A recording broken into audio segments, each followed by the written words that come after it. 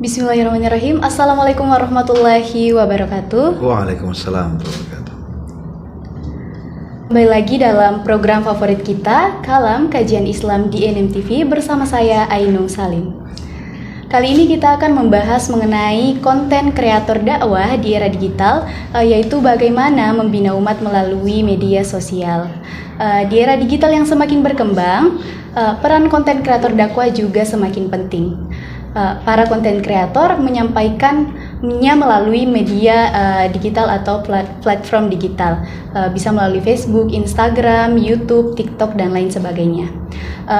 Konten kreator dakwah juga ini dapat menjadi agent of change atau agen perubahan yang akan memberikan dampak positif bagi perubahan atau penyebaran dakwah di dunia digital. Untuk itu telah hadir di tengah-tengah kita yang merupakan narasumber dari Maros, ya, jauh-jauh dari Maros. Ustaz ini merupakan atau sering disapa dengan Ustaz Gaul, yakni Ustaz Muhammad Farid Wajedi MPD. Assalamualaikum Ustaz. Waalaikumsalam warahmatullahi wabarakatuh. Apa kabarnya hari ini Ustaz? Alhamdulillah baik-baik. Kemarin saya sempat kepoin juga akun Instagramnya Ustaz. Saya tertarik dengan bionya, yaitu berdakwah dengan gaya baru, yaitu berdakwah dengan gaya milenial. Ya. Nah, pertanyaannya Ustaz, sebenarnya berdakwah dengan gaya milenial itu seperti apa Ustaz? Dengan gaya kemana arah dakwah ini, kepada siapa? Kita ini berdakwah untuk masa-masa anak-anak milenial, yang mana mereka itu notabene-nya ya bocil lepep, ya wajah-wajah Mobile Legend, muka-muka PUBG.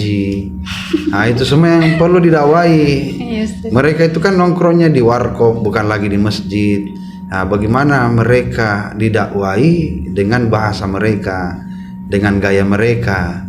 Ya, kalau saya mau dakwah dengan gaya mereka harus pakai surban, jas, songkok kopiah ulama dulu. Ya, kemungkinan bilang, Ustaz apa ini? Artinya kan baru dilihat saja itu mereka sudah takut. Dibilang malaikat pencabut nyawa apa, ya kan? Dengan cara menggunakan pakaiannya, corak-corak gambar yang unik, yang mereka sukai, yang mereka bisa pahami bahwa ini kayaknya sefrekuensi kita ini. Iya. Jadi mau bertanya juga tidak malu, tidak merasa sungkan, karena dia menganggap bahwa kita sefrekuensi itu. Jadi Ustaz melakukan adaptasi karena dakwah konvensional sudah dianggap tidak cocok ya dengan generasi sekarang. Iya, beda. Saya kan dulu awalnya pengajian maghrib, ya dulu itu ya model pakaian saya itu pakai jas, songkok, baju koko dalam, pakai sarung, pakai surban. Ya, karena saya lihat ternyata dakwah milenial itu melihat juga model pakaian, model gaya bahasa yang kalau kita bahasakan seperti gaya ceramah orang tua dulu, ya mungkin mereka sudah tidak terima. Artinya ada yang sebagian terima, tapi sebagian besar lagi itu berbeda lagi cara penerimaannya. Gaya bahasanya mungkin kalau kita jelaskan masalah main cengke, main apa, kan tidak ada yang begitu. Sekarang kan era digital, yang dia tahu itu sosmed, ya scroll apa dan lain sebagainya. Itulah mereka yang spill itu bahasa-bahasa mereka itu yang harus digunakan. Jadi Ustaz memilih untuk hijrah dari gaya konvensional ke gaya milenial. Ya. Kalau soal ini Ustaz, bagaimana awal mulanya Ustaz ini bercerita kapan memutuskan untuk menggunakan platform digital sebagai media dakwahnya? Awalnya tuh di tahun 2017 saya melihat kesempatan yang besar di situ. Awalnya yang saya lihat itu adalah bisnis. Kenapa saya katakan bisnis? Karena ternyata bisnis di YouTube itu besar sekali pengaruhnya. Banyak orang yang sukses mendapatkan keuntungan yang besar melalui konten kreator.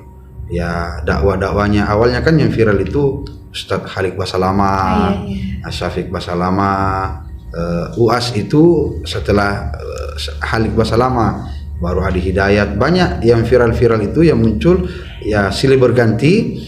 Disitulah kita bisa mendapatkan keuntungan meskipun kita bukan pendakwah. Lama kelamaan saya sadar, saya kan ini seorang konten kreator. kenapa bukan saya sendiri yang menjadi yang terlibat sebagai, kenapa mesti harus videonya orang? Kenapa bukan saya sendiri yang ceramah, saya sendiri yang ambil gambar, saya sendiri yang terlibat, saya sendiri yang upload, saya sendiri mendapat keuntungan? Kan bukan copyright karena punya video saya. Ada di situ. Dan sebenarnya dengan berjalannya waktu di 2018 itu YouTube mulai menahan akses untuk copyright. Ya, dengan adanya copyright membuat kita semakin kreatif dalam membuat video sendiri. Akhirnya mulailah saya berani tampil di depan kamera, bicara, berdakwah depan kamera. Awalnya ya penonton begitu, kayak penonton dipaksa. Ya, kenapa dipaksa? Di-share ke orang, bersuruh like, suruh komentar ya. Itu awalnya. Ya, itu suka dukanya menjadi konten kreator di awal-awal. Akhirnya yang terjadi mulai berkembang. Sekarang upload, tidak usah peduli mau banyak penontonnya, tidak banyak penontonnya. Upload saja. Ya, buat saja. Itu sudah mengalir sendiri. Iya, kalau untuk ininya Ustaz, kalau untuk pesan dakwahnya, bagaimana Ustaz memilih pesan dakwah yang relevan atau yang cocok dengan madu Ustaz sekarang ini? Ya, jangan seenak kita menyampaikan. Itu ya, kembali apa yang dibutuhkan umat dibawa. Itu perkara-perkara tentang yang dibutuhkan umat dibawa. Itu kita ini sebagai pendakwah, kita sebagai penceramah, orang yang berilmu, orang memahami tentang ilmu agama, kita harus carikan solusi dari kembali kepada Al-Quran dengan As-Sunnah, merujuk kepada kitab kontemporer dengan klasik. Karena banyak itu mereka tahu dirinya bahwa dia berilmu, tapi dia itu mengambil kesimpulan bukan kembali kepada Al-Quran dengan As-Sunnah, menggunakan logika dan retorika. Islam tidak seperti itu. Islam itu harus kembali merujuk kepada dasar hukumnya, Al-Quran, As-Sunnah, ijtima' para ulama, kias. Kenapa? Karena Islam seperti itu, bukan dengan logika mengakal-akali bagaimana bisa masuk, tidak. Ini bukan Mu'tazilah. Kita harus mengakal-akali, menuhankan akal, tidak seperti itu. Tapi kembali kepada Al-Quran dengan Sunnah. Makanya kemarin banyak orang yang pura-pura jadi ustadz, pura-pura ya ustadz siluman lah. Artinya lulusan pesantren kilat ya. Artinya dia tidak ada dasarnya, tiba-tiba ngomong langsung berfatwa, udah boleh begini, bisa begini. Mana hukum dasar dari Al-Quran? Itu yang bahaya. Makanya jangan seenak edewe, artinya semau-mau tak, tidak boleh. Harus kembali kepada hukum, kejelasannya itu bersumber Al-Quran, As-Sunnah, ijtima' para ulama, kiasnya itu kembali ke situ. Kalau sudah ada dan bagaimana fatwa para ulama dijelaskan juga. Dan kita ini tidak bisa berfatwa langsung begitu kalau tidak melalui kualifikasi. Jadi ulama yang bisa berfatwa itu pertama hafizul Quran, penghafal Al-Quran. Ya sekurang-kurangnya 10 juz lah, tahu sanad matanya lengkap, terjemahannya, tafsirnya dia pahami. Yang kedua itu hafizul hadis. Ya, tahu dia penghafal hadis, kurang lebihnya 1000 hadis yang sahih, lengkap sanad matan. Ini Al-Quran saja paling juz yang hafal, juz Al-Fuqat, juz Melon, juz Mangga. Ya hadis yang hafal 10 itu pun kalau nyala ada kotanya, kalau lobet kotanya lobet hadisnya ya. Ya, ini yang gondrong saja susah baca, apalagi yang gundul lah, ini bahaya. Tidak bisa berfatwa yang seperti ini. Jadi mesti tetap bersumber pada Al-Quran dan hadis seperti itu. Harus tetap bersumber kepada dasar hukum Islam ya sebenarnya. Kalau dari ini Ustaz, ide-ide atau tema-tema Ustaz untuk melakukan postingan di misalnya media sosial, apakah idenya itu dari Ustaz sendiri atau ada tim yang membantu Ustaz? Ada tim yang selalu mengingatkan, Ustaz ini lagi FYP, ini lagi viral, itu. Sisa bagaimana kita mengkonsep. Nah dalam mengkonsep itulah terkadang kita ingat, tapi kadang juga lupa. Karena waktu tidak ada lagi, itu. Dan sekarang kan terbatas, orang live bikin video. Kalau live itu tidak boleh dalam keadaan perjalanan, terbatas. Pasti langsung terblokir, tertutup. Sementara 1 hari ditutup oleh pihak TikTok. Makanya kita harus cari waktu ini, apalagi kita penceramah ini kiri kanan keluar terus, naik mobil terus ya. Cari cara bagaimana juga, memang tentu utamanya adalah referensi ilmu. Harus banyak. Nah, karena ide sudah masuk, sisa bagaimana mengembangkan ide itu supaya pembahasan bisa sampai pada penjelasan yang dipahami. Kalau untuk ininya Ustadz, untuk penontonnya, bagaimana Ustadz membangun kedekatan dengan penonton-penonton Ustadz? Jawab pertanyaannya. Iya. Kalau dicuekin itu mereka akan tinggalkan kita. Iya. Kalau dijawab, jawab aja. Ya, kalau tidak bisa, kamu nanya begitu. Jadi selalu ada, Iya. ya Ustadz.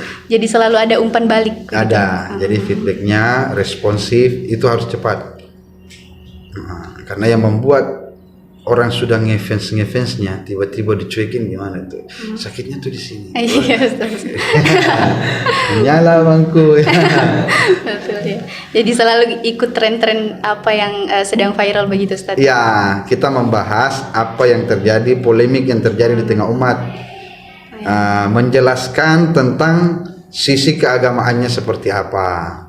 Ya, itu kayak tadi. Apakah kita bisa minta tolong ke jin korin? Ya, bisa minta tolong, tapi jangan bergantung karena tempat kita bergantung kepada Allah. Iya, cocok Ustadz. Ya. Bagaimana pengakuan seperti itu tentang arwahnya Vina masuk ke sini, umpama kan? Iya, Vina Tidak yang ada lagi arwah yang bisa kembali ke dalam tubuh manusia kecuali atas izin Allah. Nah, itu sudah urusannya Allah, bukan urusannya manusia. Kalau ada yang mengatakan seperti itu, berarti itu kurang ngopi kayaknya tuh. Ini Kurang Ustadz. kuota kayaknya. Ya. Kalau untuk tantangan Ustadz, tantangan selama ini yang Ustadz rasa paling berat Ustadz alami. Tantangan yang paling berat dalam membuat konten adalah menggali ilmu tentang yang mau dibahas. Kenapa? Kita ini harus selalu mengupdate. Tidak boleh itu yang terus berulang, itu yang terus berulang, tidak, harus update. Nah, contoh, ini kan kontroversi yang telah terjadi di lapangan kayak itu. Ada lagi yang tiba-tiba, ini benar ini karena apa yang disampaikan di dalam ketika kerasukan, ini yang terjadi. Ketika sadar, ternyata yang dicari setannya. Ya kan bingung. Netizen bingung, saya pun juga bingung.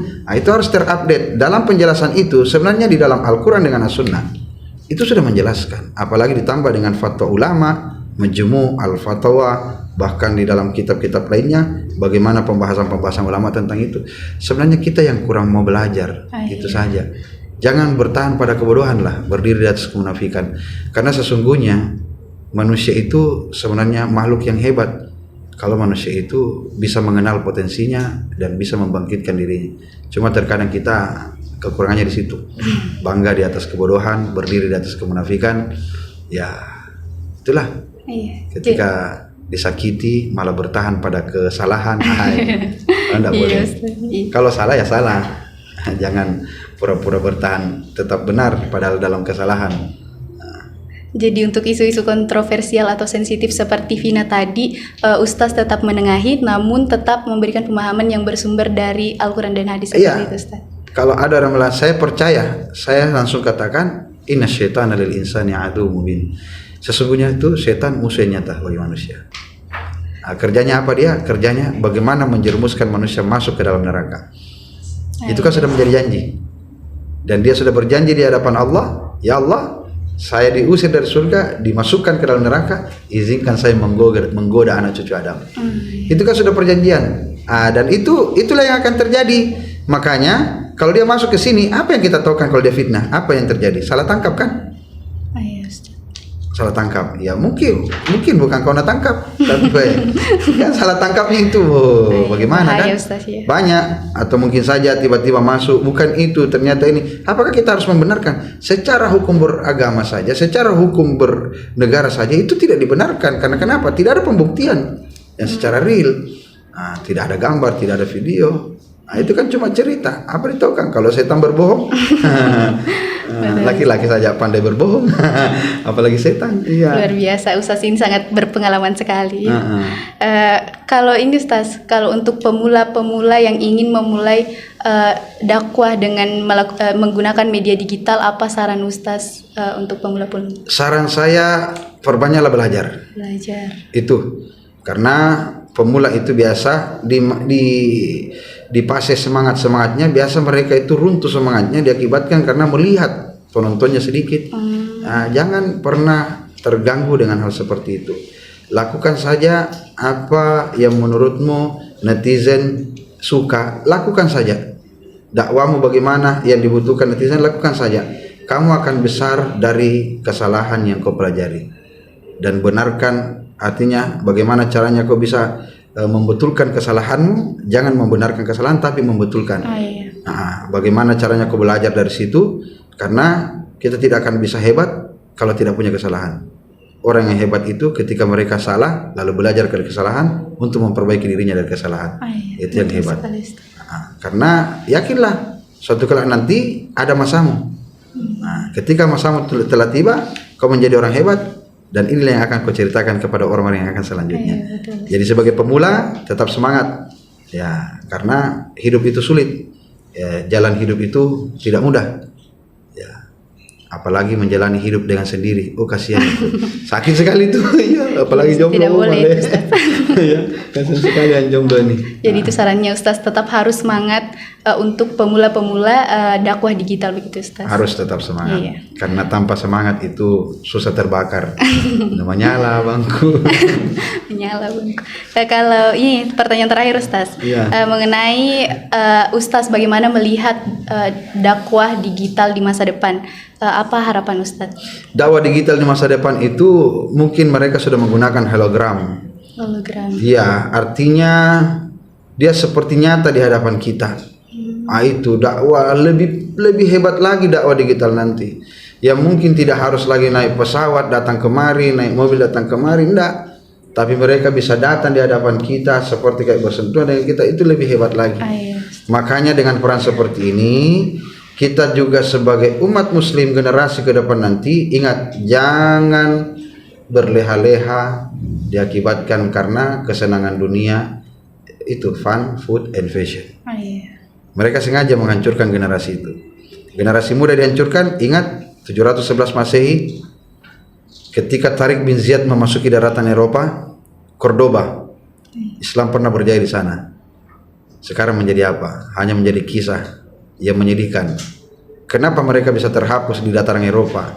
Diakibatkan pemudanya terlalu berleha-leha mengikuti zaman. Nah, kita terlalu berleha-leha mengikuti game, akhirnya lupa bahwa ilmu yang akan membuat kita semakin hebat ke depan ini kita tinggalkan.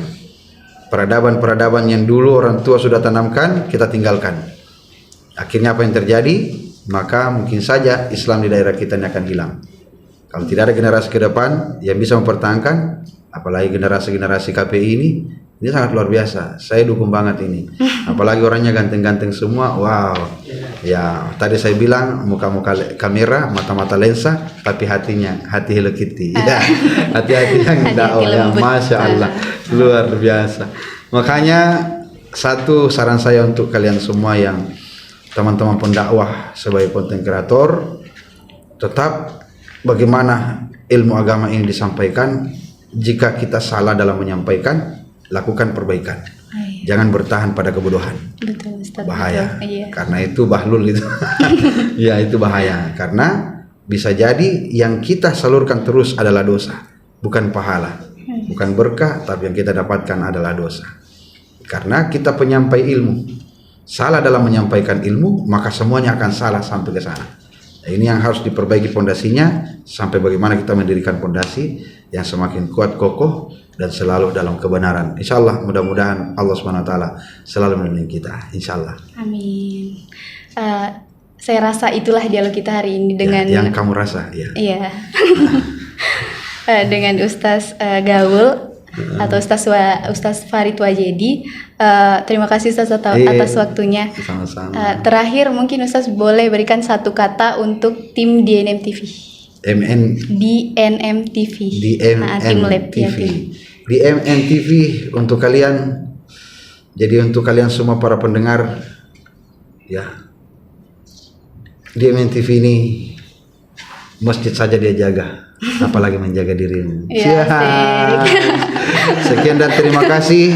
Jalan Nuri berangkat lewat jalan Ahmad Yani. Cakep. Itulah nama-nama jalan. Ayo Ustaz, sekali lagi terima kasih Ustaz atas sharing-sharingnya hari ini. Begitu saja atau pesan-pesan dari Ustaz. Kami akhiri, wassalamualaikum warahmatullahi wabarakatuh. Waalaikumsalam warahmatullahi wabarakatuh.